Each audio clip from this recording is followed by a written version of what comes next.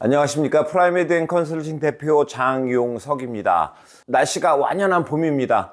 자, 봄, 이제 좀 있으면 여름, 좀 있으면 9월 8일, 이제 입시가 시작되겠죠. 이제 해외에서 공부하고 계신 우리 12학년, 13학년 여러분, 이제 4, 5, 6, 7, 8, 5개월 남았습니다. 자, 이때는 뭐 성적을 마무리해서 잘 매조제하는 것도 좋지만, 이제 서류에 대해서 기본 서류, 그러니까 대학 요강이 4월 말이나 5월 초쯤 나오는데 아직까지 세부 모집 요강이 나오지 않았으니까 그래도 기본적으로 보통 이제 미국, 캐나다는 5월, 6월 달에 방학을 해서 귀국을 하게 되니까 그 전에 서류를 다 해서 그 아포스티유든 영사학위든 혹은 CB는 학교 직위는 받아서 오셔야 합니다. 또 다시 거기 가거나 아니면 뭐 대행업체에 비싼 돈을 주고 하거나 그런 룰을 범하지 않으시기를 바랍니다.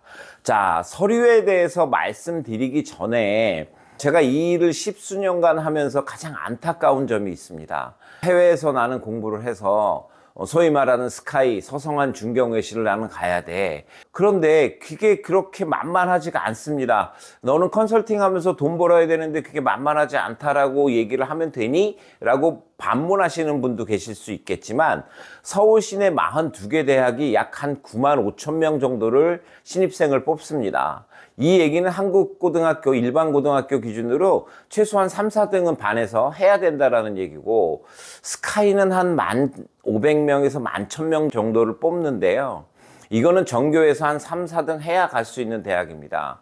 그런데 뭐 예를 들어서 미국에서 수십만 개의 고등학교가 있고 캐나다도 마찬가지고 뭐 그 여타 마찬가지인데 고등학교들도 야 내가 거기서 공부했다라는 이유만으로 대충 뭐 한 4.0 만점에 3.8 이 정도면 연대 고대는 가야 되지 않아? 죄송한 말씀이지만 많이 힘듭니다. 그래서 이 얘기를 제가 굳이 드리는 말씀은 정말 만약에 내가 한국 대학을 꼭 가야 되겠다고 마음을 먹었다면 냉철히 판단을 하셔야 된다라는 겁니다. 뭐 저 같은 사람의 도움을 받을 수도 있고 아니면 혼자 뭐 독학을 하셔도 되지만 해외 고등학교 출신들 여러분들 스스로를 내가 갖고 있는 스펙이 과연 뭔가를 잘 판단하셔서 내가 들어갈 수 있는 대학에 지원하는 게 가장 좋습니다. 더불어 전공 적합성에 대한 부분이 있습니다. 예를 들면 얼마 전에 제가 여러 나라 중에 아프리카 쪽에 한번 상담을 한 적이 있는데요. 사실은 전공 적합성은 예를 들면 그쪽의 언어나 아니면 그쪽 학이나 지원하는 게 좋습니다. 물론 내가 뭐 기타 여러 나라 여러 과를 지원하는 것도 물론 좋지만 전공 적합성, 한국은 그 나라에서 공부했으면 그 나라의 전문가가 되어주기를 바랍니다.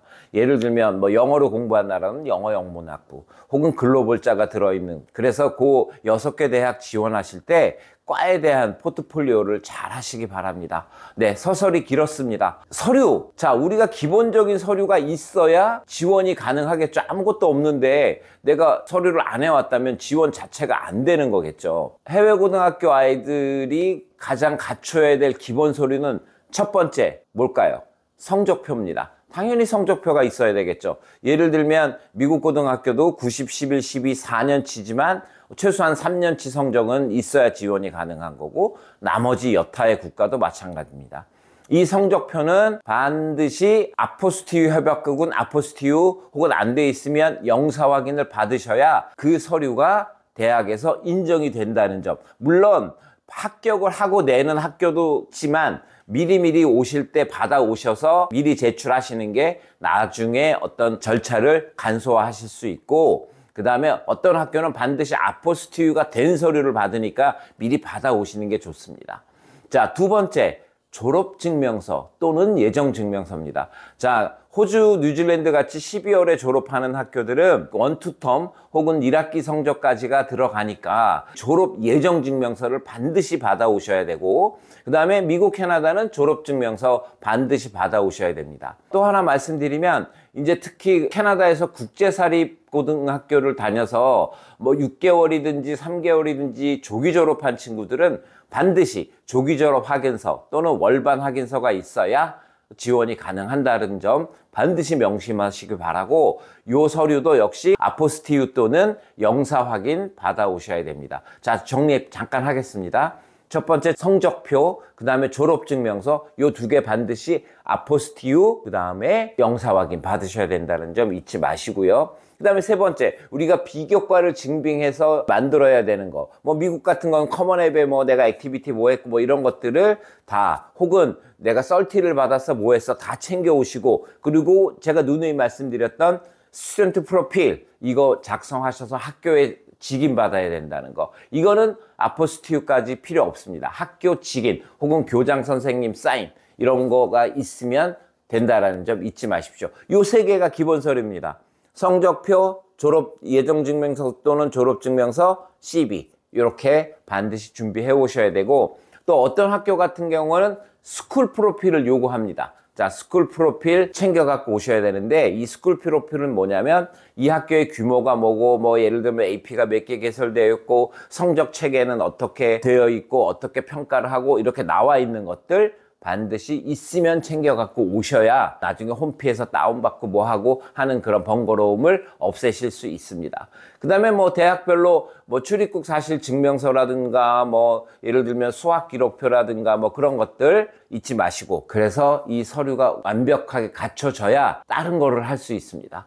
그래서 나중에 한국 대학은 나중에 해보시면 아시겠지만 좀 까다로운 면이 있어요. 예를 들면 어떤 서류를 제출할 때 스테플러는 안 되고 클립질 해야 된다든가, 우하단에 무슨 넘버링을 해야 된다든가, 수험번호를 적어야 된다든가, 그거는 요강을 자세히 살펴보셔야 된다는 점 잊지 마시기 바랍니다. 제가 이렇게 서류를 중간에 한번 체크해서 영상을 올리는 이유는 서류 때문에 낭패를 보시지 말라는 의미에서 제가 이렇게 한번 올려드리는 겁니다. 자, 다음번 영상에는 또 다시 한번 대학교로 돌아가서 어떻게 어떤 대학이 어떤 방식으로 어떻게 뽑는지에 대해서 말씀드리겠습니다. 다음은 한양대학교에 대해서 말씀을 드리겠습니다. 자, 다시 한번 환절기입니다. 날씨가 따뜻해졌습니다. 루즈하게 풀어지지 마시고 우리 수험생 여러분들 합격의 영광을 위해서 어떤 박차를 가하시길 바라겠습니다. 감사합니다.